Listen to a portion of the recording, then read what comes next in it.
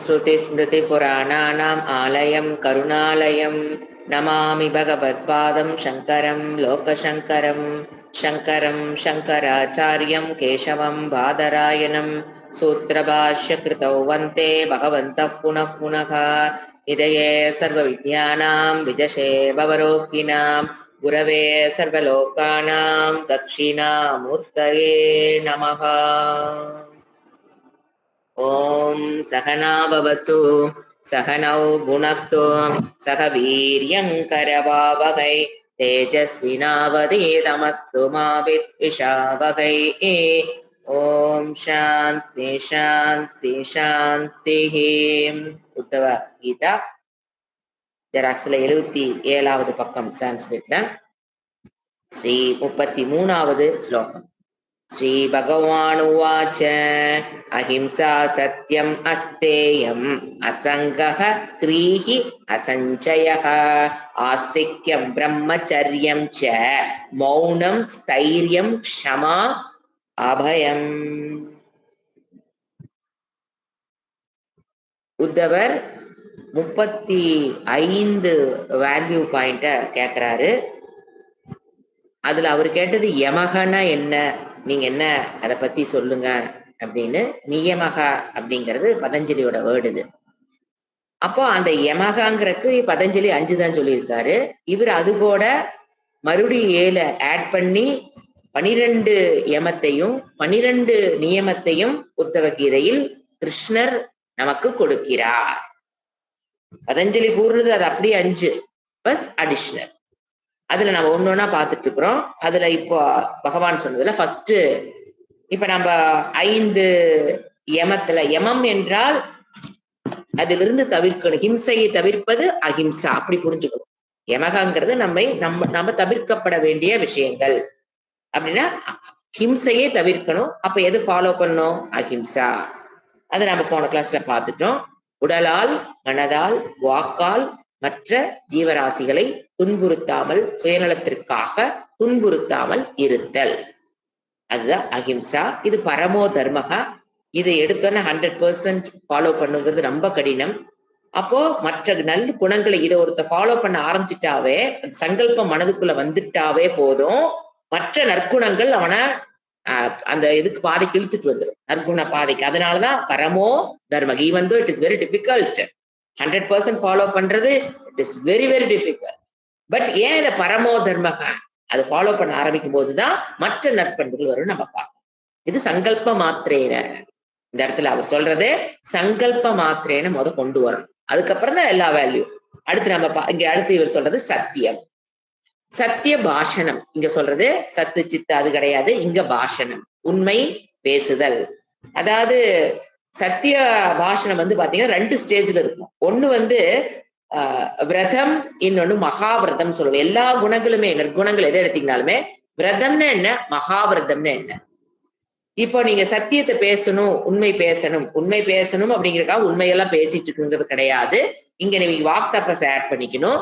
எங்க தேவை, எப்பொழுது தேவை அப்பதான் பேசணும். அடுத்தது மௌனம் காக்க வேண்டிய இடத்துல மௌனமா இருக்கணும். சில சமயம் மாற்றி பேசுவது உண்மையாகும், சுயநலமாக இல்லாமல் மற்றவருடைய நலனின் பொருட்டு உண்மையை மாற்றி பொய்யாக, பொய்மையும் வாய்மையாகும். சில இடத்துல அது ஆகும், அதனால எல்லா இடத்துலயும் ஆகும்னு சொல்லக்கூடாது. அது நம் சுயநலம் இல்லாமல் மற்றவருடைய நலனுக்காக நாம பொய் என்ன அந்த இடத்துல ஆயிருது, வாய்மை ஆகும். இது நாம் நிறைய பார்த்திருக்கோம். இந்த இடத்துல எந்த ஒரு நல்ல ஒழுக்கங்கள் வேல்யூஸ் எடுத்தாலும் அதுல 2 ஸ்டேஜ் இருக்கும். ஒண்ணு விரதம், இன்னொன்னு மகாவிரதம். விரதம் அப்படின்னா வித் கண்டிஷனல்ஸோட, அதாவது நான் அகங்காரத்தில் நின்று அந்த குணத்தை, இப்ப உங்களுக்கு அது புரிய, அகங்காரம் புரிஞ்சாதான் இது வேர்டே புரிய போகுது. அகங்காரத்தில் நின்று நான் இதை ஃபாலோ பண்ணணும், சத்திய பாஷணம் பேசணும், முயற்சி எடுத்து கொண்டிருப்பது, அதுக்கு பேரு விரதம்னு பேரு, தவம்னு பேரு. அப்போ வாட் இஸ் மீன் பை மகாவிரதம்? அது அன்கண்டிஷனல். அகங்காரத்திலே நின்று நாம போய் உண்மை பேசணும் அப்படிங்கிற, ஒருத்த வெட்டவே வந்தாலும் சுபாவமாக வாயிலிருந்து உண்மைதான் வரும். அதுதான் மகாவிரதம். அந்த மகாவிரதத்தை போய் அடைவதுதான் அல்டிமேட். அதுக்கு எது தேவை? கண்டிஷனா தவம். இஷ்டப்பட்டு கஷ்டப்பட்டு இருக்கிறது தவம். தட் இஸ் விரதம். தட் இஸ் கண்டிஷனல் சத்தியம். நான் பேசக்கூடாது, என்ன கஷ்டம் வந்தாலும் பேசக்கூடாதுன்னு நம்மள நாமளே கண்டிஷன் போட்டுக்கிறது தான் விரதம். Conditioning your self without anybody's ordinance. You are conditioning. Discipline is a conditioning yourself. நம்மள நாமளே கண்டிஷன் போட்டுக்கிறது அது வந்து விரதம். ஆனா அது அல்டிமேட் என்ன? சுபாவமாக without any condition, without any thought அது வாட்டுக்கு பேசிட்டு இருக்கும். அதுதான் மகாவிரதம்னு பேர். எல்லா நற்பண்புகளுக்கும் இந்த 2 இடம் இருக்கும். இப்ப நம்ம சத்தியத்தை பத்தி பேசும்போது நம்ம பார்த்திருக்கோம், சத்தியம் வத, தர்மம் சர, இதெல்லாம் வந்து போச்சாதுக்கோ நியாயமெல்லாம் கிடையாது. சத்தியம் வத, தர்மம் சர, இதெல்லாம் ஆர்டினன்ஸ் ஆஃப் பகவான், second person singular. You should do சொல்லிட்டே வர. அப்போ ரிதம் வதிஷ்யாமி அப்படின்னு என்ன? ஏதோ ஒண்ணு பேசுறோம் அப்படின்னா இன்னொருத்தர் ஒரு இன்ஃபர்மேஷன் ஒருத்தர் கேட்கறாங்க நம்ம கிட்ட. அப்ப நம்ம டப்பான நமக்கு தெரிஞ்சது வச்சு சொல்லாம அது வெரிஃபை பண்ணி, எஸ் நான் சொல்றது கரெக்ட்னு வெரிஃபிகேஷன் பண்ணி பேசுறதுக்கு பாத்தீங்களா, ரிதம் வதிஷ்யாமி, சத்தியம் வதிஷ்யாமி, ரிதம் வதிஷ்யாமி, அந்த மாதிரி பேசணும். அதுதான் என்னது, இப்ப எல்லாம் எதுக்குள்ள வந்துரும், சத்திய பாஷணம். அடுத்தது வேல்யூ அஸ்தேயம், திருடாமை. ஏங்க நாங்க போய் திருடுவோங்களா? வேதாந்தத்துக்குள்ள வந்து உட்கார்ந்ததுக்கு அப்புறம் மற்றவங்க பொருளையெல்லாம் மனசார கூட நினைக்க மாட்டோம் அப்படின்னா, மற்றவருடைய உழைப்பை, மற்றவருடைய காலத்தை, மற்றவருடைய அறிவை திருடுதல் நம்மள அறியாம பண்ணிட்டு இருக்கோம். பொழுது போகலையா, போன் எடுத்து ஒருத்தர் டிஸ்டர்ப் கூப்பிட்டு வச்சு கொஞ்ச நேரம் பேசலாம். அவங்க அங்க என்ன இருந்தாங்களோ நமக்கு தெரியாது. எனக்கு பொழுது போகலை, போன் எடு பேசு. அப்ப என்னாச்சு, அவங்க காலத்தை திருடுகிறோம். உழைப்பை, நாங்க போற கூட வரையா, அவருடைய உழைப்பை திருடுகிறோம். நாங்க போறதை செஞ்சு கொடுக்குறியா?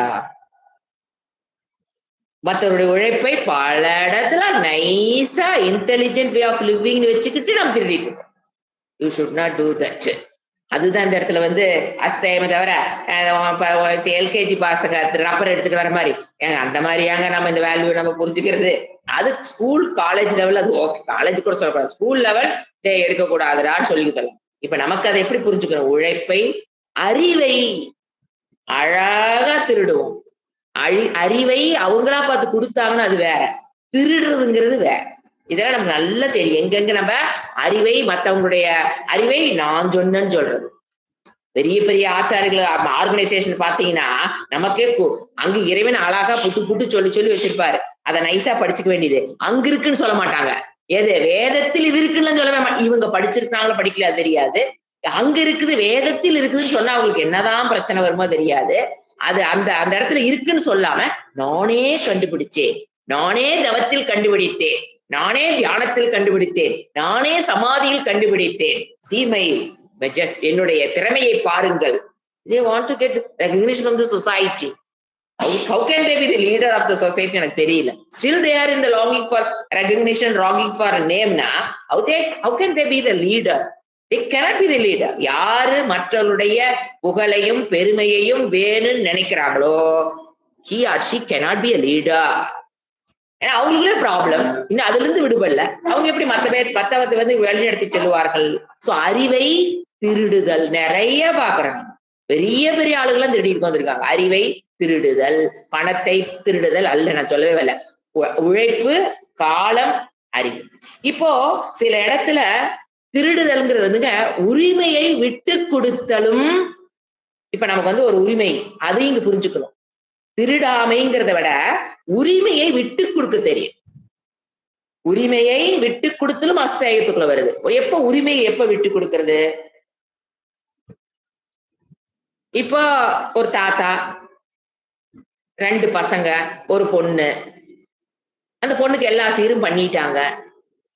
தாத்தா சொத்து பொண்ணுக்கு வேணுங்கிறதெல்லாம் கொடுத்துட்டாங்க. அந்த 2 பசங்க என்ன சொல்றாங்க? உங்களுக்கு நாங்க எல்லாம் செஞ்சுட்டோம், எனக்கு கையெழுத்து போடு, சொத்துல பங்கு வேணாம் கையெழுத்து போடு. அந்த பொண்ணு என்ன சொல்லுது? நான் எல்லாம் போட மாட்டேன், எனக்கு பிரிச்சு கொடு அப்படின்னு கேட்கும்போது நமக்கு என்ன தோணுது? பசங்களுக்கு உனக்கு வேணுங்கிறதெல்லாம் செஞ்சுட்டோம், இப்ப நீ கேட்கறது தப்பு, உரிமையை மீற. அந்த இடத்துல உரிமையை விட்டு கொடுத்தல். தாத்தா சொத்து அப்பா இருக்கு நமக்கு வருது. இப்ப செல்போன் உங்களுடைய சொத்தை நீங்க ஓனா சம்பாரிச்ச பொருளை உங்களுடைய அத்தையோ அக்காவோ கேட்க முடியாது. அது வேற விஷயம். எப்போ அது ஃபோர் ஃபாதர்ஸ்ல இருந்து வருதோ, அது அப்பாவா இருக்கலாம், தாத்தாவா இருக்கும் போது பாத்தீங்கன்னா அது அவங்களுக்கு அது உரிமை அந்த பிறக்கும் போதே அவங்க அதுக்கு உரிமையை பெற்றுதான் பிறக்கிறாங்க. ஆக்சுவலா அது விட்டு கொடுக்கிறதே அல்ல, அவங்களுடைய பர்த் ரைட் அது. அப்ப நீங்க சம்பாரிச்சது, நீங்க உங்க லைஃப் டைம்ல ஒண்ணு சம்பாரிச்சிருக்கீங்க. அத வந்து கோர்ட்ல உங்களை கொடுங்க, உங்க சிஸ்டர் கொடுங்க சொல்லவே சொல்லாது. அது ஏன்னா 100% உரிமை இருக்கு. அதுல கேட்டாலே விட்டு கொடுக்கிறது பேருதான் அஸ்தேயம். உரிமையை விட்டு கொடுத்தல்ங்கிறது சைட் நோட். எதுல அஸ்தேயம். மற்றவர்கள் என்ன என்ன சொல்றது, கிடைச்சது வச்சு அமுத்து, அப்படி இருக்கக்கூடாது. Sharing is very important. அடுத்தது, அதுவும் இந்த காலத்துல பாத்தீங்கன்னா விநாயகர் சிலையை திருடி கொண்டாந்து வச்சாதான் அது விநாயகர் ராசியா இருப்பாரு. ஐயோ, அதெல்லாம் ரொம்ப தப்பு. திருட்டை எங்கேயும் நம்ம அனுமதிக்க கூடாது, அட்வான்டேஜ் எடுக்க விடக்கூடாது. முதல்ல அதை புரிஞ்சுக்கணும். ஏன்னா அது விட்டு கொடுப்பதுங்கிறது வேற, ஏமாற்றி எடுப்பது என்பது வேற. நைஸா பேசி பிள்ளைகிட்ட கையெழுத்து வாங்குறதுங்கிறது ஏமாற்றி எடுப்பதுன்னு சொல்ல வந்தேன். புரிஞ்சுங்களா? இப்ப நைஸா பேசி கையெழுத்து வாங்கிட்டேன் அப்படிங்கிறது ஏமாற்றி சொத்தை எடுப்பது. அது சுத்தப்படாது. நாம நினைக்கிற பசங்களுக்காக அந்த பசங்க நல்லா இருக்கணும்னா ஏமாற்றி நைஸா பண்ணி கையெழுத்து வாங்கிட்டேன்னு சொல்றாங்க பாத்தீங்களா, அதுதான் இந்த இடத்துல திருட்டு, அஸ்தேயம். ஏன்னா இந்த அளவுக்கு சூக்ஷ்மா புரிஞ்சுக்கணும். நாம பக்கத்து வீட்டு ரப்பரையும் பெருசிலிங்களா திருடிட்டு வருவோம். சோ அஸ்தேயம் நாம நினைச்சிட்டு இருக்கிறோம் நம்ம திருடாமைய 100% ஃபாலோ பண்றேன்னு, கேட்டவே கிடையாது. எந்த இடத்துல நாம சிந்திச்சு செயல்படும். அடுத்தது அசங்கம். அசங்கம்ங்கிறது ஆக்சுவலா பாத்தீங்கன்னா இதுல வராது, பதஞ்சலியில வராது, இது கிருஷ்ணர் ஆட் பண்றாரு.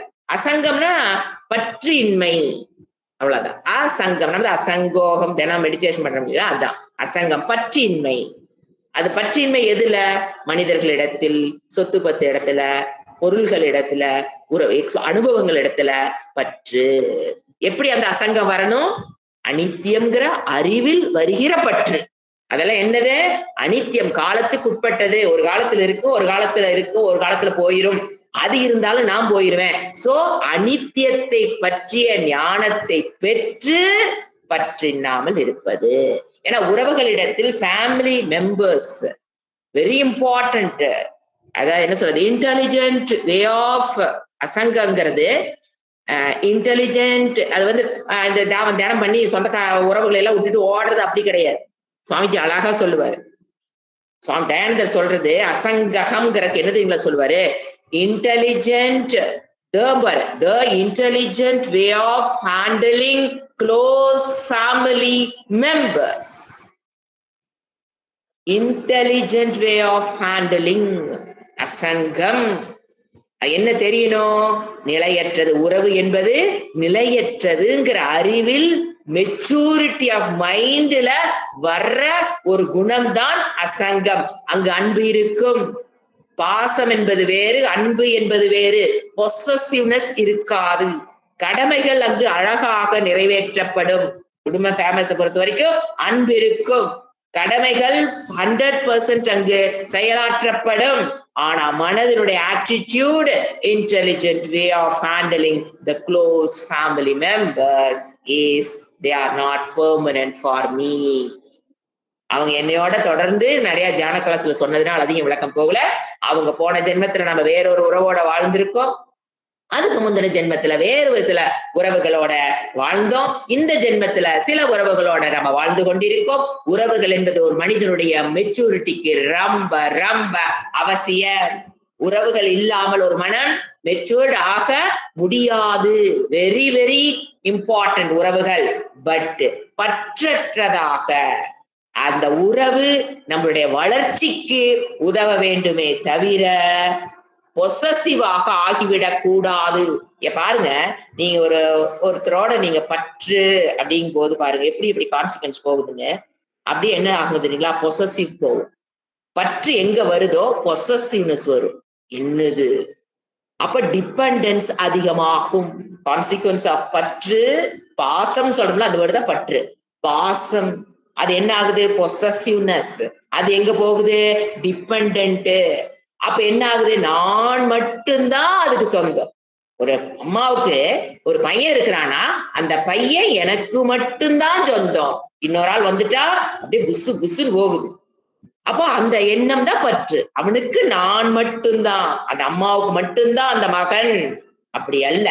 அவன் ஒருத்தருக்கு மகனாகனா அப்பாவுக்கும் அவன் மகனா இருக்கான். ஃபர்ஸ்ட் அங்கேயே 50 தான். நம்ம அந்த பையனை ஃபுல்லா நம்ம சொந்தம் கொண்டாட என் பையன்னு சொல்லவே முடியாது. ஏன்னா பக்கத்துல அப்பா வருவாரு. ஏன் எனக்கு இல்லையா பையன் வருவாரு. சோ அந்த ஒரு பையன் அப்படி இருக்கான்னா, நமக்கு அவன் மகனாக இருக்கிறான்னா, ஒரு மனைவிக்கு அவன் கணவனாக இருக்கணும், ஒரு குழந்தைகளுக்கு அவன் அப்பாவா இருக்கிறான், சில மாமனார்களுக்கு அவன் மருமகனா இருக்கிறான், நமக்கு மகனா இருக்கிறான், நம்ம கணவனுக்கு மகனா இருக்கிறான், அவனுடைய அண்ணனுக்கு அவன் தம்பியா இருக்கிறாங்கிற இடத்த வச்சுதான் we can have a matured relationship. அத்தனை பேத்துக்கும் அவன் சொந்தமானவன், எனக்கு மட்டும் சொந்தமானவன் கிடையாது. இதுதான் என்னது? அசங்கத்தினுடைய intelligent way of handling closely. Negative effort, உறவுகள்னால எனக்கு நெகட்டிவ் எஃபர்ட் வருது, மனதுக்குள்ள சங்கடங்கள் வருது அப்படின்னா you are not maintaining the intelligent way of and not the family members. நமக்கு அவங்களோட எப்படி மெயின்டைன் பண்ண உறவைங்கிறது தெரியல. ரிலேஷன்ஷிப்ஸ் இன்டெலிஜென்ட்டா ஏன் தெரியல, அது ரொம்ப இம்பார்ட்டன்ட் சொல்றோம். அந்த உறவுகள் தான் மன டிஸ்டர்பன்ஸ்க்கும் காரணமா இருப்பாங்க, மன அமைதிக்கும். How you handle over the relationship பொறுத்துட்டா உங்க மனம் அமைதி பெறும். இந்த பொசசிவ்னஸ், பற்றோட இருக்கிற மனம் அமைதி பெறாது. 100% of a disturbance of our mind, rewind பண்ணி பாருங்க, because of your close family members relationship. 90% of the disturbance. So you should take care. அது அப்படியே bypass பண்ணப்படும். ஏதாவது பிரச்சனைனா உடனே அதை விட்டுட்டு bypass பண்ணக்கூடாது. அதுக்குள்ள பூந்து அதை ஸ்டடி பண்ணணும். ஏன் என் மனசு இவ்வளவு டிஸ்டர்ப் ஆகுது? அது மகனால் இருக்கலாம், மருமகனால் இருக்கலாம், மாமனார்னால இருக்கலாம், மாமியார்னால இருக்கலாம், அம்மாவா இருக்கலாம், அப்பாவனால இருக்கலாம், தங்கச்சினா இருக்கலாம், தம்பினால, எது வேணா. அதுதான் உங்களுடைய 90% ஆஃப் மனம் டிஸ்டர்ப் ஆகுதுன்னு நீங்க சொன்னீங்கன்னா உங்களுடைய தவறான அப்ரோச் டுவர்ட்ஸ் உறவுகள். இறைவன் உங்களுடைய ரிலேஷன்ஷிப்பை டிஸ்டர்ப் பண்ற சக்தியை இறைவன் அவர்களுக்கு கொடுக்கலை. நீங்க you cannot maintain intelligent relationship. இல்லாததுதான் பிரச்சனை. அப்ப என்ன, வாட் இஸ் நான் இன்டெலிஜென்ட் வே? பற்று. அவன் எனக்கு மட்டும் சொந்தம், என் கணவன் எனக்கு மட்டும் சொந்தம். எப்படி எப்படி வரும்? எப்படி உங்களுக்கு மட்டும் சொந்தமாவார்? உங்ககிட்ட வர்றதுனாலே அங்க 2 அம்மா, அப்பா, அண்ணன், அக்கா, அவங்களுக்கு எல்லாம் ஒரு சொந்தம். ஈஸியா சொல்லுவாரு, எவ்வளவு ஃப்ரீடம் உங்க பார்ட்னருக்கு நீங்க கொடுக்குறீங்களோ அவ்வளவு ஃப்ரீடம் யூ கேன் என்ஜாய். இது தயானந்தரோட வேர்ட்ஸ். இப்போ ஒரு உறவு பையன் இருக்கிறானா அவனுக்கு நீங்க எவ்வளவு ஃப்ரீடம் கொடுக்குறீங்களோ அவ்வளவு ஃப்ரீடம் நீங்க என்ஜாய் பண்றீங்க. கணவனுக்கு எவ்வளவு ஃப்ரீடம் கொடுக்குறீங்களோ அவ்வளவு ஃப்ரீடம் நீங்க என்ஜாய் பண்றீங்க. மருமகளுக்கு எவ்வளவு ஃப்ரீடம் கொடுக்குறீங்களோ அவ்வளவு ஃப்ரீடம் நீங்க என்ஜாய் பண்ண போறீங்க. ஒரு பேரனுக்கு எவ்வளவு ஃப்ரீடம் கொடுக்குறீங்களோ அவ்வளவு யூ கேன் என்ஜாய். என்னால ஃப்ரீடம், இந்த உறவுனால நான் ஃப்ரீடா இல்லைன்னு சொன்னீங்கன்னா நீங்க மத்தவங்களுக்கு ஃப்ரீடம் கொடுக்கலன்னு அர்த்தம். என்னால உறவுகள்னால நான் ஃப்ரீயா இருக்க முடியல, கஷ்டப்படுறேன், உறவுகள்னால கஷ்டப்படுறேன்னா நீங்க அவங்களுக்கு ஃப்ரீடம் கொடுக்காத போது நீங்க கேட்கிற ஃப்ரீடம் கிடைக்காது. The basic intelligent way of maintaining the relationship with the family members. ஏன்னா வேதாந்த கற்றுக்கொள்ள முடியாத அளவுக்கு மனம் வேவரிங் ஆகுது. இத்தனை தியானம் அதெல்லாம் எது வேலைக்காகாது. இதுதான் ஃபர்ஸ்ட். அதுக்கப்புறம் மனதை என்ன பண்ணலாம்? தியானம், தவம், இதெல்லாம் வந்து அடுத்த ஸ்டேஜ். சோ இது என்ன சொல்லுது? We should not control anybody. We should not under the control of anybody. நாமளும் யாரையும் கண்ட்ரோல் பண்ணக்கூடாது, நம்மள கண்ட்ரோல் பண்றதுக்கு யாரையும் விடப்படாது. That is the intelligent way of maintaining a good relation with your partner, with your family members, son, daughter-in-law. ஏதோ யாரா இருந்தாலும் சரி. இவங்களை விட்டு நீங்க ஓடவும் முடியாது. இப்ப தேர்ட் பர்சன் ஒருத்தர் உறவு பிரச்சனை வச்சுக்கலாம், அவர் விட்டு நீங்க வந்துடலாம், அவங்களோட தள்ளி நின்னுக்கலாம், அவங்கள பேசாம இருந்துக்கலாம், ஏதோ ஒண்ணு பண்ணிக்கலாம். What happened to the family members? You have to live with them throughout your life. Be careful. அந்த ரெண்டு ஒண்ணு சேர இடத்துல ரொம்ப அலர்ட்டா இருக்கணும். நாம இப்ப என்ன நினைக்கிறாங்கன்னா பிடிக்கல விட்டு ஓடி வந்தலான்னு. ஐயோ அப்புறம் இன்னொருத்தர் வருவாரு, அப்புறம் அவரோட மட்டும் எப்படி பண்ண முடியும்? சோ கல்யாணத்துக்கு முன்னாலேயே த்ரோட் ஒரு பர்சனோட ஒருத்தர் வாழணும்னா that maturity is very important. அது இல்லாததுனாலதான் இன்னைக்கு இத்தனை டைவர்ஸ் நம்ம பாக்குறோம். இத்தனை அம்மா பொண்ணு பையன் பிரச்சனை, கோர்ட்டு கேஸ். ஏன் பாக்குறேன்னா அந்த பாசம்ங்கிற இடத்துல போய் நம்ம என்ன பண்ணிடுறோம்? பாசம் என்பது வேறு. பாசம்னா பொசசிவ்னஸ், பற்று, என்னது என்னுடைய பையன் அப்படிங்கிறது. நோ, என்னோட பையன் வாயில் வரவே படாது. ஏன் அவன் யார் யாருக்கு என்னென்னவா இருக்கான்னு பாருங்க. அதையெல்லாம் பேலன்ஸ் பண்ணி வாழ்ந்துட்டு இருக்கிறான். Leave him aside. அதுதான் அசங்கம். ஏன்னா தினம் மெடிடேஷன் பண்றதுனால எம்பசைஸ் உங்களுக்கு அதிகம் பண்ண தேவையில்லை. ஆனால் எம்பசைஸ், ஏன்னா இதுதான் 90% ஆஃப் த பிரச்சனைக்கு, மன பிரச்சனைக்கு காரணம் உங்களுடைய உறவுகளை நீங்க எப்படி மெயின்டைன் பண்றீங்க. சோ இந்த இடத்துல மனசை கிளீனா வச்சிருந்தா தான் வேதாந்தம் நமக்கு புரியும். சோ டு தட் எக்ஸ்டென்ட், எந்த அளவுக்கு நீங்க மத்தவங்களுக்கு ஃப்ரீடம் கொடுக்குறீங்களோ அந்த அளவுக்கு you can enjoy the freedom. அடுத்தது ஹ்ரீஹி. இது வந்துங்க இந்த இடத்துல ஹ்ரீஹினா டிக்ஷனரி எடுத்து பாத்தீங்கன்னா வெட்கப்படுதல் வரும். இந்த இடத்துல வெட்கப்படுதல் என்ன ஒரு வேல்யூ என்ன? இது சொல்ல வேண்டிய காலம் வந்துருச்சு, அது வேற விஷயம். ஆனா இந்த இடத்துல அந்த அர்த்தம் கிடையாது. இந்த இடத்துல வந்து அமானித்துவம் எடுத்துக்கலாம். ஏன்னா உங்களுக்கு தெரியும், அமானித்துவம் மதம்பித்வம் அகிம்சா சாந்தி ராஜ்யவம் 13வது அத்தியாயத்துல 7வது ஸ்லோகத்துல இருந்து ஆரம்பிக்கிறாரு. அமானித்துவம், மானித்துவம் இல்லாமல் இருத்தல், அகங்காரம் இல்லாமல் இருத்தல் அப்படின்னு என்ன அர்த்தம்? இப்ப ஏன் நமக்கு ஒரு மற்றவர்களை விட நான் ஒன்றை சாதித்து விட்டேன் என்றால் மனம் ஆட்டோமேட்டிக்கா என்ன படும்? அவங்களை விட நான் கிரேட்டு அப்படின்னு ஒரு எண்ணம் வருது பாத்தீங்களா? அதுக்கு பேர் தான் கர்வம். எப்போ மற்றவர்களை விட எனக்கு ஒரு சிறிய சக்தி அதிகமாக வெளிப்படும் போல, ஏதோ any field of knowledge, any field of art, எதுலயோ ஒண்ணு பார்த்தோன்னே எனக்கு இது வந்துருச்சு, இந்த டேலண்ட் என்கிட்ட இருக்குன்னு ஆட்டோமேட்டிக்கா என்ன பண்ணுது? மனம் கர்வம்ங்கிற ஒரு வைரஸ்குள்ள போய் மாட்டிக்கும். அப்ப அதுதான் என்னது? மானித்துவம். அது இல்லாமல் இருத்தல். அது இப்ப பாருங்க, இப்ப அந்த மானித்துவம் கர்வப்பட்டுட்டா என்ன? கொஞ்ச நேரம் கர்வப்படுறதுல என்ன தப்பு? அது டேலண்ட் இருக்குல்ல, இல்லாமையா நான் கர்வப்படுறேன் அப்படின்னு நமக்கு தோணும். கர்வப்படப்பட மனம் பிகம் வீக்கன் டே பை டே. மனம் வீக் ஆகிறதுக்கு முதல் காரணம், பலம் இழக்குவதற்கு காரணம் கர்வம், பொறாமை, இதெல்லாமே ராக, துவேஷம், மதம், மாசு, எல்லாமே மனதை பலகீனப்படுத்தும். எப்படி உடல் பலகீனமாகும் போது நம்ம எவ்வளவு கஷ்டப்படுறோமோ அதேதான் மனம் பலகீனமாகும் போது உடல் பலகீனத்துக்கு மருந்துகள் இருக்குது, வைத்தியர்கள் இருக்கிறார்கள். ஆனா மன பலகீனத்துக்கு நம்மளை நாமளே சரி பண்ணி ஆகணும். There is no medicine for that. So you must very careful while you are handling your mind. அதாவது இது கர்வம் இல்லாமல் இருத்தல்.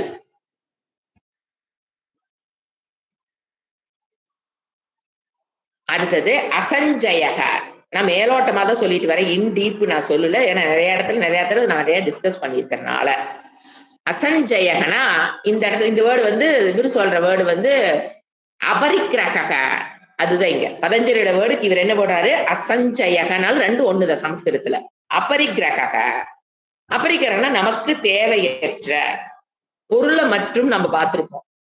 தேவையற்ற, அதான் நம்ம என்ன பண்ணுவோம்னா ஒரு ஸ்டேட்டஸ் கீப் அப் பண்ணணுங்கிறதுக்காக தேவையற்ற உறவுகளை மெயின்டைன் பண்ணணும்னு நினைப்போம். தேவையற்ற உறவுகளா இருக்கும், தேவையற்ற ஃப்ரெண்ட்ஷிப், தேவையற்ற உறவு, இதெல்லாம் குறைக்க. தேவையற்ற அறிவு, அது ஒரு பெரிய அந்த விஞ்ஞானமய கோஷத்தில் இருக்கவங்களுக்கு பாருங்க, இதை கத்துக்கணும் அதை கத்துக்கணும், இதை கத்துக்கணும் அதை கத்துக்கணும், எது தேவையோ அதை கத்துக்கிட்டு போகணும். இதுல அது மாதிரி அவங்களால எதுவுமே ஷைன் பண்ண முடியாது. இதுல கொஞ்ச நாள், அப்புறம் அதுல கொஞ்ச நாள் இதை கத்துக்கிறேன் அதை கத்துக்கிறேன். அறிவு தாகம், அதுலயும் என்னது? அபரிக்கிரக வரணும்.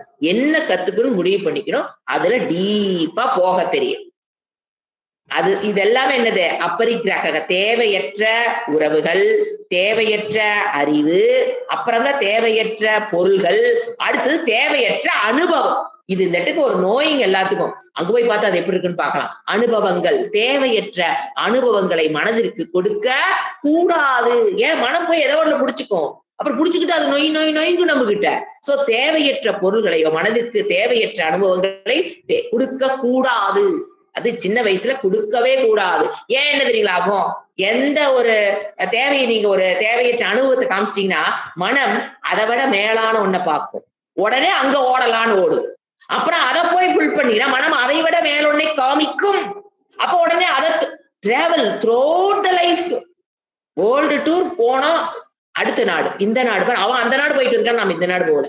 சோ தேவையற்ற அனுபவங்களை நமக்கு சொல்லுது பரதேசம் கச்சேத்து.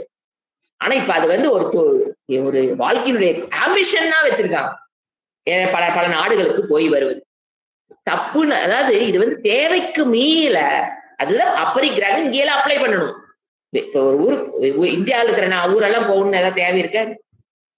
சில பேர் எல்லா இடத்துக்கும் போய் பார்க்கணும். இதில் என்னது தேவையற்ற இடத்துக்கு அனுபவங்கள், தேவையற்ற பொருள்களை வீட்டில் சேர்த்து. ஏன்னு கேட்டீங்கன்னா இதெல்லாம் வேதாந்த படிக்க விடாம பண்ணு, நம்மள எல்லாம் காலத்தை உறிஞ்சிக்கும்.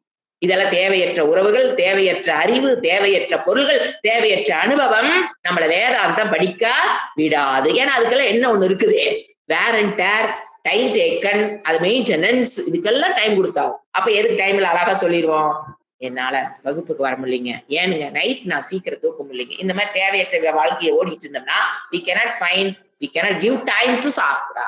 indefinite loss of this birth ஆகிற காரணம் அப்பரிக்கிரக. அடுத்தது ஆஸ்திக்யம்.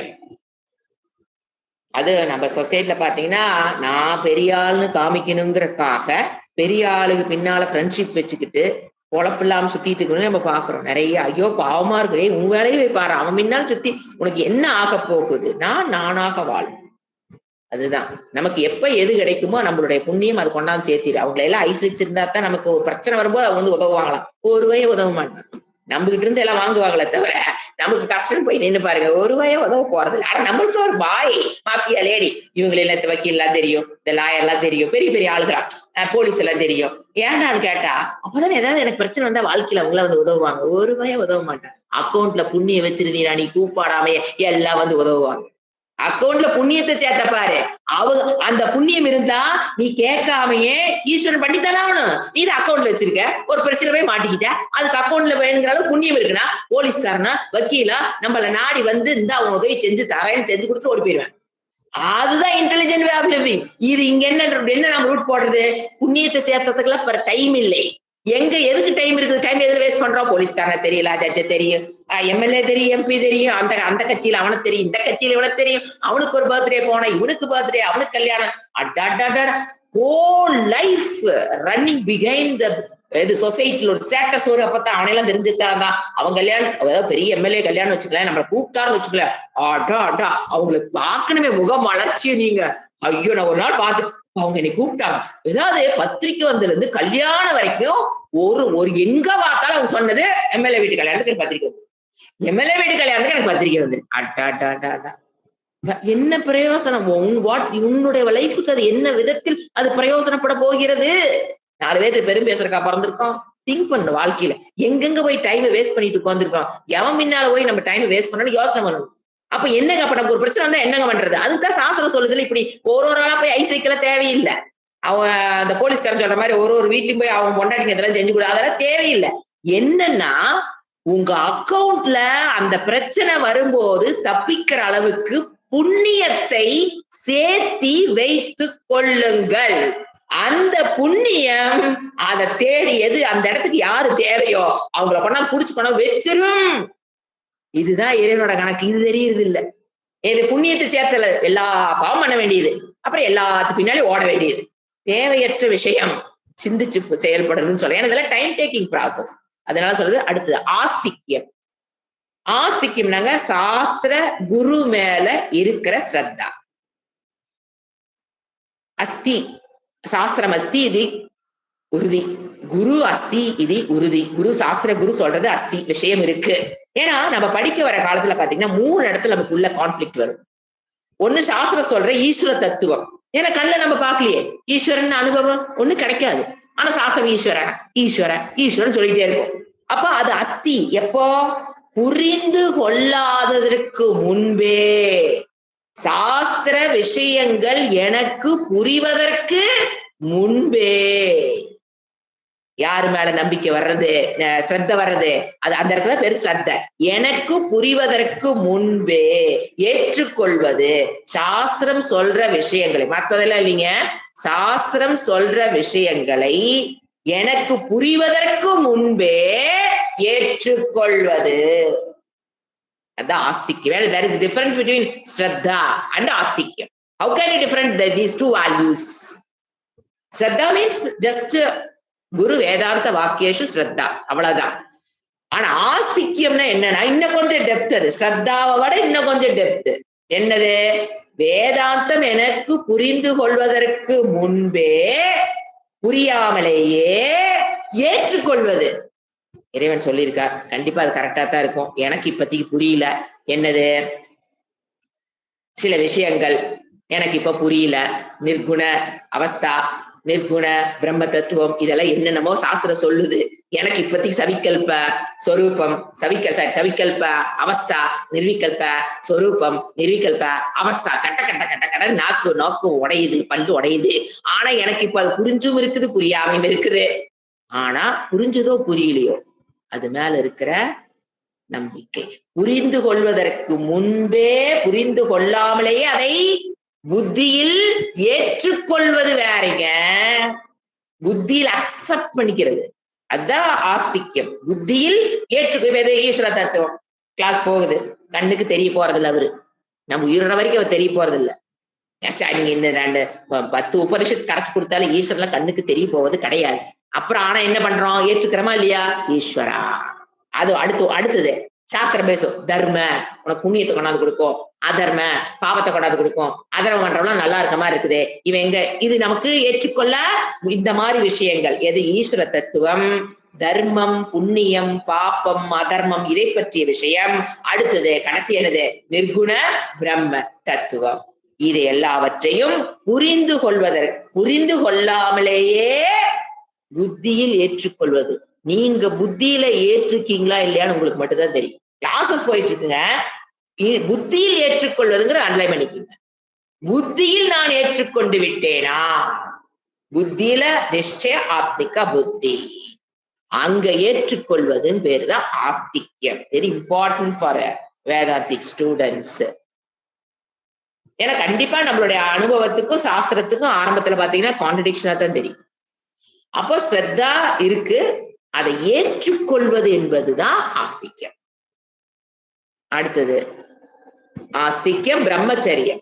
பிரம்மச்சரியம்னா மாணவ வயதில் ஃபாலோ பண்ணக்கூடிய ஆண் பெண் ஒழுக்கம், கிரகஸ்தா லைஃப்ல வாழக்கூடிய ஆண் பெண் ஒழுக்கம். இப்போ பிரம்மச்சரிய ஆசிரமத்துல ஒரு ஆண் பெண் ஒழுக்கம் எப்படி இருக்கணும்னா, தனிமையில் சந்திக்க கூடாது, பேசக்கூடாது. அதே இது பிரம்மச்சரிய ஆசிரமத்துல நீங்க இப்பெல்லாம் என்ன சொல்லிக்கிறோம்? நோ டச்சுங்கிறான் சாஸ்திரம். குட் டச் பேட் டச் எல்லாம் கிடையாது, நோ டச்.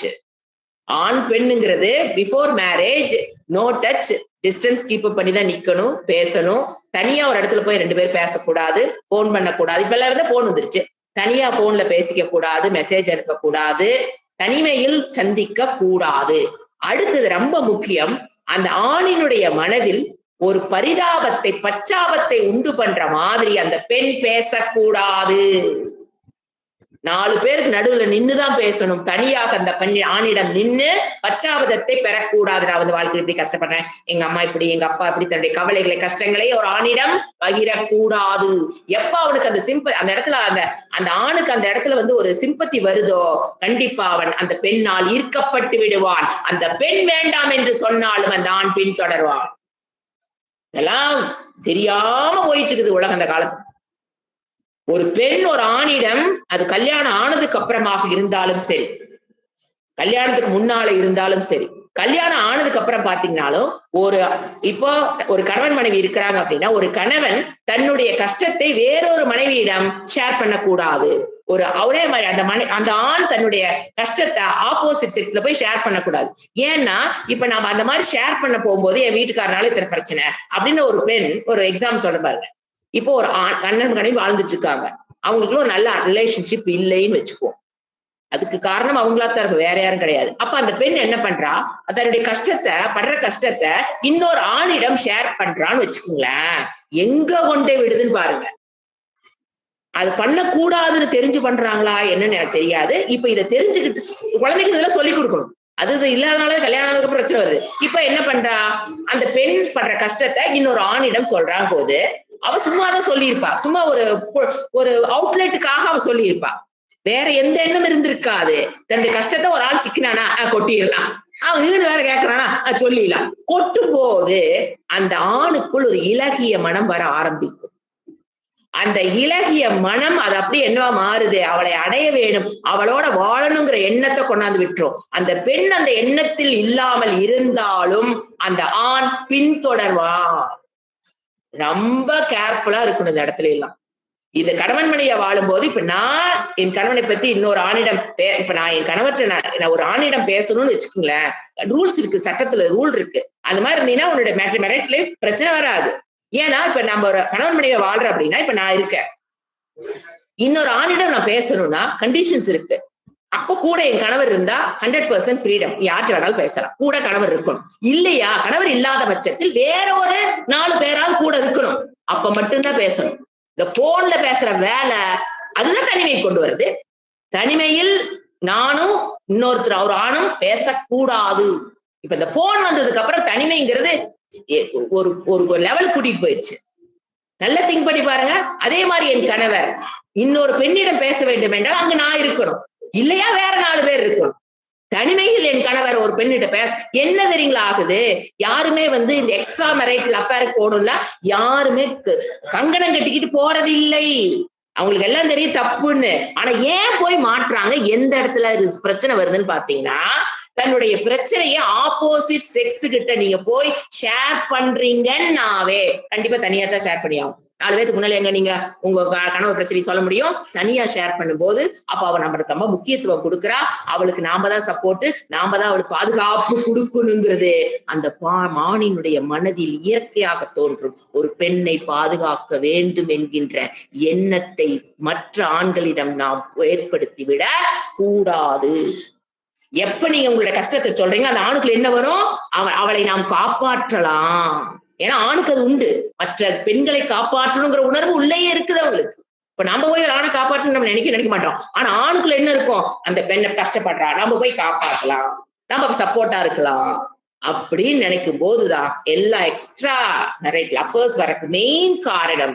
நம்ம பிரச்சனைய வேறொரு ஆப்போசிட் செக்ஸ்ல போய் நீங்க அது வயசுல வித்தியாசமே கிடையாதுங்க. இப்ப நான் 60 வயசுல இருக்கிறேன்னா அது 40 வயசு ஆளா இருந்தாலும் 30 வயசு ஆளா இருந்தாலும் 80 வயசு இருந்தாலும் ஐ ஷுட் நாட் ஷேர். என்னோட இருந்த இன்னொரு பெண்ணிட்ட ஷேர் பண்ணலாம், ஆணுகிட்ட ஷேர் பண்ணவே கூடாது. பண்ணும்போது என்ன நடக்குது, அந்த ஆணுடைய மனதில் அவனை அறியாமல் ஒரு பச்சாதம், இரக்கம், அது அப்படி என்ன ஆகுது, அவளுக்கிட்ட அவளை அடையணுங்கிற எண்ணம் கடைசியில வந்தது. So be alert.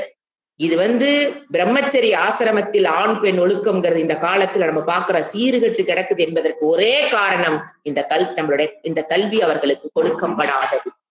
பிரம்மச்சரி ஆசிரமத்துல நோ அரசியல். ஆனா இந்த காலகட்டத்துல அதுக்கெல்லாம் ஃபுல்லா அரசியல் நுழைஞ்சிட்டாங்க. அரசியலுக்குள்ள நுழையக்கூடாது. எளிமையான ட்ரெஸ், எளிமையான உணவு, படிப்பு தவிர வேற எதுவுமே பிரம்மச்சரி ஆசிரம் முடிகிற வரைக்கும் அந்த குழந்தை வேற எதிரி டிவியேட் ஆயிடக்கூடாது. அப்பதான் ஒழுக்கமா ஒருத்தியோட வாழும். இப்ப என்ன ஆயிடுச்சு, எல்லாமே தலைகீழ பரட்டி போட்டுருச்சு. அரசியலுக்குள்ள வர்றாங்க, பணம் சம்பாதிக்க கூடாது. பிரம்மச்சரி ஆசிரமத்துல அந்த பையனோ பொண்ணோ கையில காசை பார்க்க கூடாது. இப்ப என்ன நடக்குது, படி வேலைக்கு போ. அப்ப வேலைக்கு போகும்போது அவ காசு பார்த்து பழகிறான். கிரகஸ்த ஆசிரமத்துக்கு வர்றதுக்கு முன்னாலே இப்ப என்ன பண்ணி பழகிக்கிறாங்க, காசை பார்த்து பழகிறாங்க. என்னென்ன பிரச்சனை வருது நீ பாக்குறீங்களா? சாஸ்திரம் என்ன சொல்லி வச்சு, இன்னைக்கு நீ குருகிட்ட இருந்து வர்றையா, பிரம்மச்சரி ஆசிரியம் இன்னைக்கு முடியுதா, குருகிட்ட இருந்து வெளியில் வர நாள் தாங்க பிரம்மச்சரி ஆசிரம் முடியிற அன்னைக்கு. அந்த முடியிற அன்னைக்கு நம்ம அடுத்த நாள் என்ன பண்ணிடலாம், அவனுக்கு கல்யாணம் பண்ணணும். ஆனா இப்ப நம்ம சொசைட்டில ஒரு கேப் உருவாக்குது. எது, பிரம்மச்சரி ஆசிரமத்துல இருக்கிறான், இன்னும் கிரகஸ்த ஆசிரமத்துக்கு போகல, இந்த டைம்ல அவன் என்ன பண்றான், பணம் சம்பாதிக்கிறான். அப்படிங்கும் போது எல்லா தவறுகளும் நடக்குதா இல்லையா? இந்த ஏஜ்ல பிரம்மச்சரி ஆசிரம் முடிச்சிருப்பான், அடுத்த நாள் கிரகஸ்தா போட்டிருந்தா பிரச்சனை வேற போயிருக்கும். ஆனா அது பல அது காரணம் இது காரணம் எதையோ சொல்றான். ஏன் படிச்சு முடிச்சேன், ஏன் வேலைக்கு போறேன்னா, ஏன் வேலைக்கு இன்னைக்கு போறான்னா அடுத்த நாள் ஏன் கல்யாணம் பண்ணல, இன்னும் கொஞ்சம் சம்பாதிக்கட்டும், இன்னும் கொஞ்சம் வீடு கட்டி என்னென்னமோ பிளான் போடுறோம். இல்லைன்னு நான் சொல்ல, டோட்டல் கன்ஃபியூஷன். ஆனா சாஸ்திரம் என்ன சொல்லுது, அந்த மாதிரி பிரம்மச்சரிய ஆசிரத்துக்கும் கிரகஸ்த ஆசிரத்துக்கும் நடுவுல ஒரு மணி, அது வந்து அது பேரே ஒரு வேர்டு இருக்குங்க, அனாசிரமியாக அவன் இருக்கிறான், எல்லா தப்புகளும் அங்க நடக்குன்னு சொல்லுது. அந்த இடத்துக்கு பேர் என்ன, அனாசிரமி. ஏன்னா எந்த ஆசிரமத்துக்கும் வராதவன், ஏன்னா பிரம்மச்சரியாசம் முடிச்சிட்டான், கிரகஸ்தாசிரமத்துக்கு இன்னும் போகல, வானப்பிரஸ்தம் கிடையாது, சன்னியாசம் கிடையாது, அப்ப அவன் பேர் என்ன, அனாசிரமி. சாஸ்திரம் சொல்லுது அனாசிரமி. அந்த அனாசிரமிக்குள்ள ஒரு பெண்ணோ ஆணோ போனாங்கன்னு வச்சுக்குங்களேன், டோட்டல் கன்ஃபியூஷன். அதுதான் இன்னைக்கு பாக்குறோம். அடுத்து வந்து என்ன சொல்றது, பிரம்மச்சரியம். ஒரு மாணவனாக இருக்கும் போது இருக்கிற ஒழுக்கம் பிரம்மச்சரியம், கிரகஸ்தா இருக்கிறவங்களுக்கு நான் பிரம்மச்சரியம்ங்கிறது ஒருவனுக்கு ஒருத்தி. அதான் சொன்ன எக்ஸ்ட்ரா மெரைட் லவர் ஏன் வருதுன்னா இதுதான் பிரச்சனை. எங்கேயே சொல்லி கொடுக்கல, பிரம்மச்சரிய ஆசிரமத்துல இன்னைக்கு பேரண்ட்ஸும் சொல்லி கொடுக்கறதுக்கு டைம் இல்ல. ஏன்னா அவங்க they want to earn money for the kids, not the values for the kids. ஸ்கூல்லையும் அது மார்க்கிறது டோட்டலை தவிர வேற எதுவுமே அவங்க நினைக்கிறது ஸ்டூடெண்ட்ஸ். ஸோ அடுத்த generation they are very eager to learn, very very eager to learn, but there is nobody to teach them. இன்னைக்கு நிலைமை இதுதான்.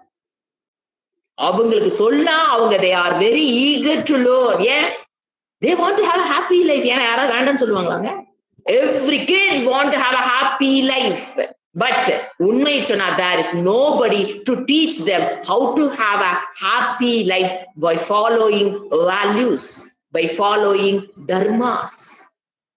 இத ஃபாலோ பண்ணினா you can have a happy life நீ சொல்லி கொடுக்கறதுக்கு ஆள் இல்லை. இதுதான் பிரச்சனை நடந்துட்டு இருக்கு. இப்போ வேதாந்திக் ஸ்டூடெண்ட்ஸ் நாம இத கத்துக்கிட்டு சொசைட்டி எப்படியோ போயிட்டு போகுது, நான் ஆத்ம ஞானம் பெற்றேனா, நான் மோட்சத்தை பெற்றேனா அப்படின்னு போறது சுயநலம். உங்களால மட்டும்தான் தர்மத்தையும் வேல்யூஸையும் அடுத்த ஜெனரேஷனுக்கு கொண்டு போய் கொடுக்க முடியும் சரியான முறையில். இப்ப கேட்டுட்டு இருக்கீங்க பாருங்க, அத்தனை பேத்துக்கும் இறைவன் இது ஏன் கொடுத்திருக்காரு, இந்த விஷயத்தை கேட்கறதுக்கு உண்டான வாய்ப்பை இறைவன் ஏன் உற்பத்தி உண்டு பண்ணி கொடுத்திருக்காருன்னு நீங்க நினைச்சீங்கன்னா, அடுத்த தலைமுறையை காப்பாற்றுவதற்காகத்தான் இந்த 1 மணி நேரத்தை இறைவன் உங்களுக்கு கொடுத்திருக்கிறார். அதுல நாம கத்தமா, நாம மோட்சம் அடைஞ்சமானு போறது 100% சுயநலம். இறைவன் கொடுத்தது அடுத்த தலைமுறையை காப்பாற்ற வேண்டும் என்றால் இந்த மாதிரி வேதாந்தம் படிச்சவங்க தான் they can hand over, they can, இது தர்மம்னா என்ன, வேல்யூஸ்னு என்ன, பிரயத்தனம்னா என்ன, முயற்சினா என்ன, விடாமுயற்சி என்னன்னு டீச் பண்ணக்கூடிய சக்தி படைத்தவர்கள் இப்ப கேட்டுட்டு இருக்கீங்க பாருங்க, அத்தனை பேர் மட்டும்தான். வேற யாருனாலையும் இத ஹேண்ட் ஓவர் பண்ண முடியாது. ஏன்னா யாருமே படிக்கல. அப்ப நம்மளுக்கு இறைவன் ஆட்டோமேட்டிக்கா ஏன் உங்களுக்கு இந்த வாய்ப்பை கொடுத்திருக்காரு, நீங்க பண்ண புண்ணியம் கொடுத்திருக்கான்னு சொல்றேன். அந்த இடத்துல ஒரு ரெஸ்பான்சிபிலிட்டி வைக்கிறாரு. ஏய், நான் உனக்கு இந்த வாய்ப்பை கொடுத்தது என்பது உனக்காக மட்டுமல்ல. எப்பவுமே ஈஸ்வர சங்கல்பம் எப்படி இருக்கும், அவரால் படைக்கப்பட்ட அடுத்த ஜெனரேஷனை நாம காப்பாத்தியாக வேண்டிய கட்டாயத்தில், கண்டிஷனல் நாம் இருக்கிறோம். Please understand what I am saying. There is no choice for you. நம்ம மட்டும் படிச்சோம் நினைக்கிறதாட்டு ஒரு அதர்மம் கிடையவே கிடையாது. எப்ப வாங்கணுமோ, don't be a consumer, be a contributor to the society, because நீங்க மட்டும்தான் அதை சரியா செய்ய முடியும், மற்ற யாருனாலையும் செய்ய முடியாது. அப்படி ஒரு வாய்ப்பை இறைவன் உங்களுக்கு எது கொடுத்திருக்காரு? You have to hand over to the next. அடுத்த சும்மா உட்காந்து இந்த ஸ்கூல் இப்படி பிரச்சனையாமா, அந்த ஸ்கூல் அந்த பிரச்சனையாமா, வேஸ்ட் ஆஃப் டைம். அது பேசி என்ன பண்ண போறீங்க? You are the responsible person. இன்னைக்கு யார் எத்தனை பேர் கேட்டுட்டு இருக்கீங்களோ, 98 பேர் பிளஸ் கேட்டுட்டு இருக்கீங்க.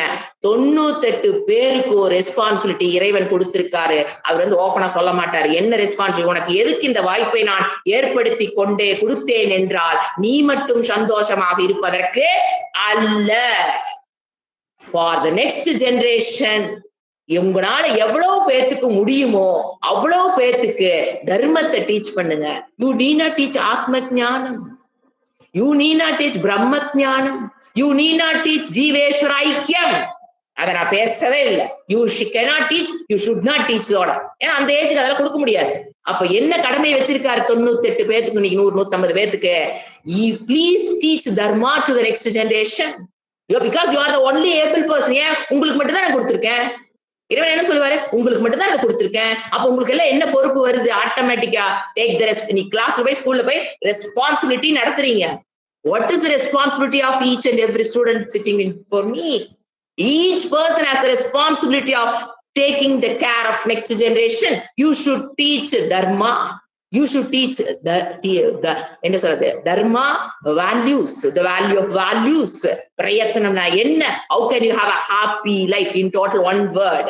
அந்த குழந்தைகளுக்கு how to have a happy life னு சொல்லி கொடுக்கறதுக்கான வாய்ப்பு உங்களுக்கு மட்டும்தான் இருக்குது. வேதாந்த படிக்கிறவங்களுக்கு மட்டும்தான் அந்த வாய்ப்பு இருக்கு. மத்தவங்களுக்கு சொல்லித்தர தெரியாது. சப்ஜெக்ட் இல்ல உங்ககிட்ட. நான் கேக்குறது, இறைவன் ஏன் உங்களுக்கு கொடுத்தாரு? உங்களோட அதை கட் பண்றக்கா? நான் படிச்சேன், ஓகே, அதோட நிம்மதியா இருந்துக்கலாம். அதுக்காக இறைவன் கொடுக்கல. ஈஸ்வரா சங்கல்பம் will not be like that. அவர் எப்பவும் இப்படி குறுக்கல. எனக்கு விஷால புத்தி. அவர் என்ன யூஸ் பண்றாரு? என் மூலியமா இத்தனை ஸ்டூடெண்ட்ஸ் உருவாக்கி இந்த கொங்கு பெல்ட்ல இன்னும் இத்தனை குழந்தைக பாழாகாமல் இருப்பதற்கு உண்டான சக்தியை ஒருத்தருக்கும் உங்களுக்கு கொடுத்திருக்காரு. இட் இஸ் நாட், இது உங்களுடைய சக்தி அல்ல. இந்த சக்தி வேதாந்தம் படிக்கக்கூடிய சக்தி is given to you by பகவான், the creator. எதுக்கு கொடுத்தாரு? வாட் ஃபார் அவர் கொடுத்தாரு நினைக்கிறீங்க? இது ஏன் இவ்வளவு நாள் ஓபன் பண்ணலனா, ஃபர்ஸ்ட் சப்ஜெக்ட் முதல்ல உள்ள போகணும். இப்ப நீங்க வேல்யூஸ் நடத்துறதுக்கு there is no ஒரு எப்படி போகணுங்கிறது நம்ம சொல்ல முடியாது. நிறைய பேரு நாம படிச்சோமா போதும். அப்போ you are a consumer. You should be a contributor. நீங்க சொல்லு பாருங்க, நீங்க வந்து பணம் உங்ககிட்ட இருந்து சொசைட்டி எதிர்பார்க்கலீங்க. இந்த சொசைட்டி, இப்ப இருக்கிற சொசைட்டி உங்ககிட்ட இருந்து பணம் எதிர்பார்க்கல, உங்ககிட்ட இருக்கிற ஞானத்தை எதிர்பார்க்குது. The society is in need of your ஞானம். என்ன ஞானம்? தர்மம்னு என்ன, வேல்யூஸ்னு என்ன, வேல்யூஸ்னு என்ன, பிரயத்தனம் என்ன, how to have a happy life. இத சொல்லி கொடுங்க. But you are hesitating means what? How can you? எனக்கு இறைவனை பிடிக்கும். ஓகே, இறைவனுக்கு யாரை பிடிக்கும்? அதுல நிக்கிறீங்களான்னு பாரு. ஏன்னா இந்த பிரம்மச்சரிய ஆசிரமத்துல குழந்தைங்க கூறுகட்டு போகுது. கண்ணால பார்த்துட்டு எப்படி உட்கார்ந்துருக்கீங்கன்னு எனக்கு தெரியல. கண் கூட பாக்குறோம். நமக்கு வாய்ப்பு எத்தனை கிடைக்குது. ஏன் வரமாட்டேங்கிறீங்க கேட்டா, எங்க வீட்டுக்கார், என் பையன், என் பொண்ணு. அப்ப எல்லா இறைவனை கொண்டு எங்கே எழுட்டீங்க? இறைவன் சொல்றதெல்லாம் என் வீட்டுக்கார், என் பையன் சொல்றான், என் குடும்ப பிரச்சனை, இப்படிதான் சொல்றீங்களே தவிர இறைவன் என்னிடம் இருந்து எதை எதிர்பார்க்கிறார்? இவ்வளவு வருஷம் 4 வருஷம் உட்கார்ந்து படிச்சீங்களே, எதுக்கு படிக்க வச்சார் இறைவன்? இது வந்து நீங்களா படிக்கிறீங்க, நாட் அகங்காரத்துல வந்து நீங்க கத்துக்கவே முடியாது. அது இறைவனோட சங்கல்பம் இருக்கிறதுனாலதான் நீங்க கத்துக்கிட்டு இருக்கீங்க. What for your learning? Don't be selfish. அந்த பிரம்மச்சரிய ஆசிரமத்தில் இருக்கிற குழந்தைகளுக்கு பிரம்மச்சரிய ஆசிரமத்துல எப்படி இருக்கணும்னு சொல்லி கொடுத்தா போதும். வேற ஒண்ணு நீ சொல்ற, நான் சொல்ற மாதிரி ஆத்மா. அது வந்து என்ன, நாங்க என்ன தெரியுங்களா இறைவனோட பிளானு, ஈஸ்வரோட சங்கல்பம் என்ன தெரியுங்களா? இப்ப என் மூலியமா உங்களை உருவாக்கி உங்க மூலியமா அடுத்த ஜெனரேஷனை ரெடி பண்றாரு போது, அதுல ஒரு 10,000 குழந்தைங்க 20,000 குழந்தைங்க பெனிஃபிட் ஆகுறாங்க போதுதான் அவங்கதான் they will be a qualified person to study Shastra.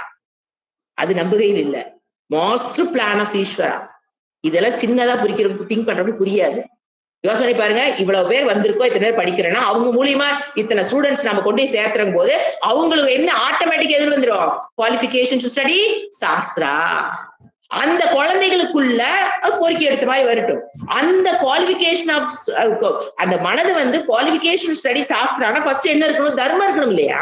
தர்மம் தானங்க சாஸ்திரம் படிப்பதற்கு உண்டான பேசிக் குவாலிஃபிகேஷன். அப்ப நம்ம என் மூலியமா உங்க மூலியமா அந்த சொசைட்டில தர்மத்தை விதைச்சோட சொல்றாரு. ஏன்னா நீங்க தர்மத்தை விதைச்சீங்கன்னா தான், வேல்யூஸ் விதைச்சீங்கன்னா தான் some students will get a qualification study Sastra. அவங்க ரெடி ஆயிட்டாங்கன்னா எங்க அப்புறம் கதை கேட்காதீங்க. குருவை தட்ட வைக்கிறது இறைவனோட வேலை. அவங்களுக்கு ஒரு குருவை உண்டு பண்ணி கொடுக்கறதுங்கிறது அவங்க ஈஸ்வர சங்கல்பம். நம்மளால முடியாது அதெல்லாம். அந்த குழந்தைகளுக்கு யாருங்க குரு வரப்போற? இப்படி ஏன் மண்டை கவுட்டி யோசனை எதுக்கு சிந்தனை எல்லாம் போயிட வேண்டியது? நீ அது பண்ணி விடு, குவாலிஃபிகேஷன் ஸ்டடி சாஸ்திரா பண்ணி விடு. அதுக்கப்புறம் அந்த குழந்தைகளுக்கு ஒரு குருவை இறைவன் கொண்டு வந்து கொடுப்பாரு. இது இந்த நெட்வொர்க்ல நம்ம போக கூடாது. அது எப்படி ஒரு ஆள் வருவார்? உங்களுக்கு வரலையா ஒரு ஆளு? உங்களுக்கு வர வரப்போகுது, ஏன் அந்த குழந்தைக்கு வரமாட்டார் அப்படின்னு நீங்க நமக்கே ஒரு ஆள் வந்துட்டாரு. அந்த மாதிரி அந்த குழந்தைகளுக்கு வரணும். See the master plan of ஈஸ்வரா. இது நம்ம புத்திக்கு எட்டாம இருந்துக்கலாம் அத்தனை நாள். இது இது எட்டி எத்தனையோ வருஷம் ஆயிடுச்சு எங்களுக்கு எல்லாம். இதை வந்து எடுத்தோடனே நாம கொடுக்க முடியாது. சோ எவ்ரிபடி யார் யார் கேட்டுட்டு இருக்கீங்களோ அத்தனை பேருக்கும் என்ன இருக்கு? It's a responsibility. Responsibility is that. உங்களுக்கு ஒரு பொறுப்பை இறைவன் கொடுத்திருக்கிறார். என்ன பொறுப்பு அது? எத்தனை பேத்துக்கு முடியுமா அத்தனை பேத்துக்கு, குழந்தைகளுக்கு, பெரியவங்களுக்கு வேண்டாங்க. It's not at all possible. ஏன்னா அவங்க எல்லாம் மோல்டட் வித் ராகஸ் துவேஷா. நீங்க அவங்க எல்லாம் போய் கிளாஸ் எடுத்துங்க அவசியமா முடியவும் முடியாது அதெல்லாம். அப்ப என்ன பண்ணலாம்? அப்படியே என்ன சொல்றது, பச்சை மண் அப்படியே சமுதாயத்துல சுத்தி சுத்திட்டு இருக்குது. பச்சை மண் எது போட்டாலும் அப்படியே கப்பு கப்புன்னு புடிச்சுக்குங்க. அந்த 6th 7th 8th அப்படியே கப்பு கப்பு கப்புன்னு புடிச்சுக்குங்க. அது நீங்க அதுகளுக்கு கொண்டு சேர்த்துனுங்கிறதுக்காகத்தான் உங்களுக்கு வேதாந்த வகுப்புகளை நுழையிற சான்ஸை இறைவன் உருவாக்கி கொடுத்திருக்கிறார். இது புரிஞ்சு செயல்படுங்கள். எங்க வீட்டுக்கார வேண்டாங்க, எங்க அம்மா வேண்டாங்கிறாங்க, எங்க அப்பா வேண்டாங்கிறாங்க, அவங்களுக்கு இது தெரியாது. இறைவன் எனக்கு கொடுத்திருக்கிற பொறுப்பு எனக்கு மட்டும்தாங்க தெரியும். இது மாதிரி நான் நினைச்சிருந்தேன்னா எங்க வீட்டுக்கார கிளாஸ் இருக்க வேண்டாங்கிறார், எங்க அம்மா வேண்டாங்கிறாங்க, எங்க அப்பா வேண்டாங்கிறாங்க, என் பையன் எல்லாரும் இப்ப நீ கேட்டா சொல்லுவாங்க, எதுக்கு வேலையெல்லாம் கத்திட்டு கிடக்குற, வந்து எங்களுக்கு வேலை செய்ய எல்லா குடும்பமே கூப்பிடும். போயிருந்தனா ஒரு நிமிஷம் நினைச்சு பாரு, போயிருந்தனா அவங்க சொல்றாங்க, எங்க வீட்டுக்கார் சொல்றார் வேண்டாம், என் பையன் சொல்றான் வேண்டாம், இங்க வராம இருந்திருந்தனா உங்களுடைய நிலைமை என்ன? What about your? திங்க் பண்ணுங்க, திங்க் பண்ணுங்க, செயல்படுங்க. ஏன்னா படிச்சோம், வேல்யூ நோட்ல எழுதணும், இங்க எழுதணும், 4 பேர் அப்படி அல்ல. You are responsibility. ஏன்னா இந்த வார்த்தை நம்ம எல்லாரும் எடுத்துக்கிட்டு எங்க குரூப்ல எடுத்துக்கிட்டு ஃபர்ஸ்ட் வந்து ரெஸ்பான்சிபிலிட்டி. நவ் ஐ ஆம் இன் த ரெஸ்பான்சிபிலிட்டி பர்சன், ஐ ஆம் த ரெஸ்பான்சிபிலிட்டி. ஏன்னா நம்மளால மட்டும்தாங்க வேல்யூஸை கரெக்டா கொண்டு ரீச் பண்ண முடியும். நம்மளால மட்டும்தான் தர்மத்தை கரெக்டா ரீச் பண்ண முடியும், கொண்டு குழந்தைங்களுக்கு சேர்த்த முடியும். மத்தவங்க எல்லாரும் தப்பாதான் கொண்டு சேர்த்துவாங்க. பிகாஸ் அவங்க படிக்கலையே, இறைவனோட வாக்கியம் படிக்காதவங்க எப்படிங்க கொண்டு கரெக்டா. அதனாலதான் நம்பிட்டு வைக்கிறாரு பொறுப்பை இறைவன், ரெஸ்பான்சிபிலிட்டி. சோ இந்த வீக்கினுடைய இது என்னது? Take the responsibility of learning shastra, not for your sake, it is for society's sake. லோக சங்கிரஹார்த்தம், லோக சங்கிரஹார்த்தம் யுவர் உங்களுக்கு வாய்ப்பு இறைவன் கொடுத்திருக்கார். சோ பிளீஸ் இறைவனோட ஆசையை ஃபுல்ஃபில் பண்ணுங்க. எது? பிரம்மச்சரியம்னா என்ன அதே தெரியுறது இல்லை. அப்படி எப்படி இருக்கணும் யாருமே சொல்லி கொடுக்காத போது அந்த குழந்தைங்க நல்ல குழந்தையா வளரணும்னு எப்படிங்க நாம எதிர்பார்க்கலாம்? There is nobody. தெரிஞ்சவங்க நீங்களே வீட்டு விட்டு வெளியே வரதில்ல டு டீச். தெரிஞ்சிருக்கு எல்லாமே, but you are not ready to teach. But நீங்க 1000 ரீசன் சொல்லலாம், அதெல்லாம் சுச்சுப்பி. என்ன வெற்றிடல உயிர் போகும்போது நடத்த முடியாதுங்க, மத்த ஸ்டேஜ் எல்லாத்தையும் நம்ம நடத்தலாம். Age is not at all a bar. உடம்பு அசௌரியம் தான் காரணம்னா இப்ப எங்களுக்கு எல்லாம் சும்மா உடம்பு கிளுக்குன்னு இருக்குன்னு நினைச்சுக்கிறீங்க. அப்படியே வந்து பெயின் பாருங்க, 8-7 மாசம் ஆச்சு சொல்ற பெயின். நிவிருத்தி எப்ப பார்த்தாலும் பெயின் தான். தூங்கி எந்திரிச்சு உட்காந்து கொஞ்ச நேரம் தான், அதுக்கப்புறம் ஆரம்பிங்க ஃபுல் டே பெயின் தான். சஃபரிங். அதுக்காக ஓஞ்சி ஒரு இடத்துல உட்காந்தமே கிளாஸ்ல லீவ் விட்டுட்டு ஜாலியா படுத்துக்கலாம். ஐயோ தப்பு. என்ன இறைவன் பொறுப்பை கொடுத்திருக்காரு என் கையில. திஸ் இஸ் பக்தி. இறைவனோட பொறுப்பை நான் உணர்ந்து கொள்கிறேங்கிறது என்னது? இறைவன் மேல நான் வச்சிருக்கிற பக்தி. சும்மா தூபம் தீபம் நைவேத்தியம், அந்த இடத்துல பக்தி கம்ப்ளீட் ஆகாது. இறைவன் என்ன கொடுத்திருக்கார பொறுப்பை அதை நான் செய்யறதுதான் பக்தியே. ஒரு அன்பு, ஒருத்தர் வீட்டுல ஒருத்தர் அன்பு செலுத்துறவங்க என்ன வெரி வெரி டெடிகேட்டிவ் டைம். வீட்டுல ஒருத்தர் அன்பு பேரம்பேத்தி அன்பா இருக்கிறேன்னா என்ன பண்ற, உண்மை என்னோட டைம் உங்களுக்கு ஸ்பேர் பண்றமா, அதான அன்பு. என்று உழைப்பு காலத்தை கொடுக்குறோமா இல்லையா? அப்ப இறைவன் மட்டும் அவரு போய் தேங்காய் பாலை மட்டும் வச்சுட்டா போதுமா? You must give time and energy to the society. அப்பதான் he will be happy, the creator will be happy, automatically you will be happy, no doubt in that. Om Shanti Shanti Shanti. Harihi Om Sri Gurubhyo Namaha. Harihi Om.